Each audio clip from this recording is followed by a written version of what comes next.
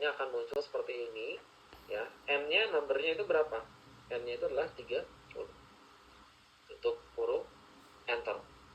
Nah, ini nilai dari banyak kelasnya. Banyak kelasnya itu adalah sebanyak 6. Kita tuliskan di sini 6. Nanti akan ada 6 kelas. Nah, kita siapkan dulu nih kelas pertama, kelas interval pertama, kelas interval kedua, ketiga sampai ke kelas interval ke-6. Oke, kemudian selanjutnya kita perlu lagi satu informasi atau satu data, itu adalah panjang kelas. Nah, panjang kelas ini kita bisa hitung dengan rumus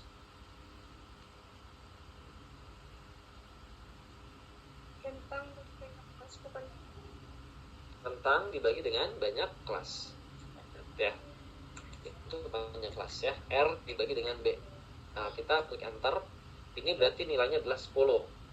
Nah, ini kan tadi nilainya itu sekian-sekian ya, kita bulatkan jadi 6. Ini juga sama sebetulnya 9,5. Ini kita bulatkan jadi 10 aja. Oke, 10 ya, udah jelas ya. Berarti untuk ujung bawah kelas itu adalah nilainya sebesar 41 ya, tadi ya, berdasarkan pada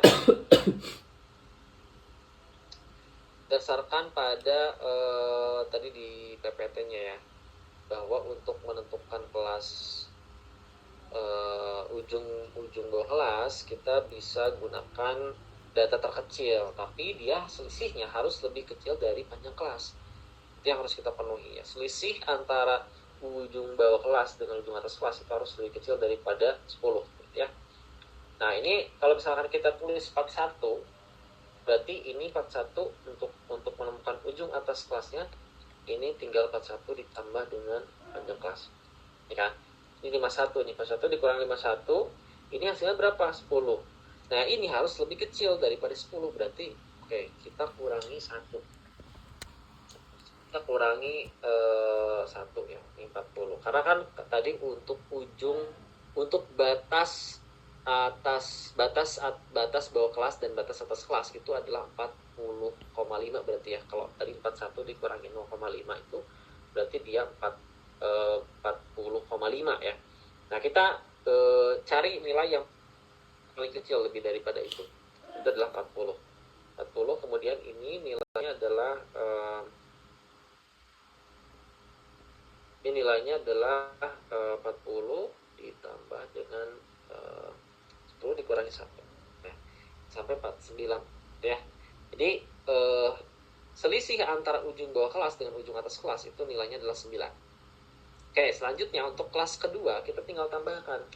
Maksudnya adalah seperti ini, ujung bawah kelas itu ditambah dengan panjang kelas. Nah, ini supaya mengunci ya teman-teman, kita kasih dolar, simbol dolar, yaitu dengan cara bisa manual ya, tambahkan dolar di depan B-nya, berarti kita mengunci untuk kolom B. Terus kemudian di depan si angka 9-nya, berarti kita mengunci untuk baris ke-9, row ke-9.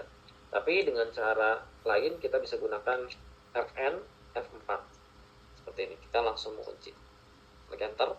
Nah, dari sini kita bisa langsung tarik ke bawah. Set. Nah, ini akan muncul nilai seperti ini. Ini untuk ujung bawah kelas 40, 50, 60, 70, 80 sampai 90. Oke. Selanjutnya untuk ini ya, kita tinggal tambahkan juga ini ditambah dengan ini. Jangan lupa nanti klik Fn, F4. Klik enter. Nah, ini kita udah mengunci nilai ini, itu akan ditambahkan dari setiap nilai yang ada di atasnya. Kita bisa tarik ke bawah. Ini nilainya ya. Nah, jadi kita udah dapat nih kelas interval pertama, nilainya itu antara 40 sampai dengan 49. Kelas interval kedua antara 50 sampai 59. Dan seterusnya sampai nilai paling besar yaitu adalah 99. Oke. Bagaimana selanjutnya? Selanjutnya adalah kita harus menghitung frekuensi. Kira-kira dari nilai 40 ke 49 dari data ini itu munculnya berapa kali. Nah, kalau tadi ya, kalau datanya itu sedikit, kita bisa hitung secara manual. Misalkan contohnya ini, 40 berarti ada nggak 40? Ada ya. 41 ada nggak? Ada.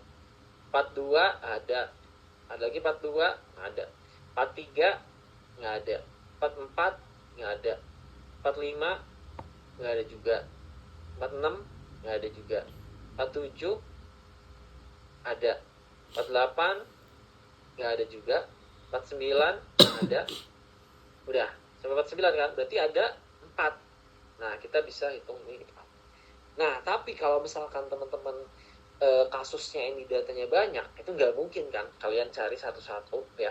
Ini kayak nyari jarum dalam Jerami. apa, jarum di dalam apa sih, Jerami. jerami ya, dalam jerami. Aduh, udah sore udah nggak bisa mikir ya. Oke, ini kan, nah saya kasih rumusnya nih, yang cara cepat untuk bisa menemukan ini, yaitu adalah sama dengan count if kita kasih range-nya itu adalah datanya range, kemudian titik dua ini beda-beda ya, masing-masing laptop beda-beda, ada yang koma, ada yang titik koma. Kalau saya titik koma, kemudian kita tulis kriterianya itu adalah berarti kita harus cari nilai yang dia itu di bawah 49 ya kan.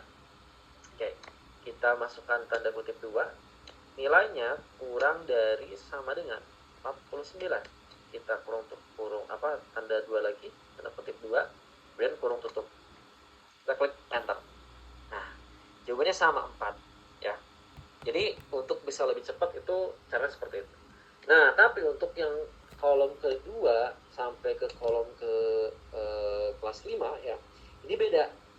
Kita pakai rumusnya sama dengan count if, pakai S, kemudian tab, kemudian kriteria range-nya adalah ini pertama, kemudian nanti titik koma, kita masukkan lagi kriterianya ya, kriterianya itu adalah berarti nilainya itu lebih dari sama dengan ini 50. Kita tanda kutip 2 lagi.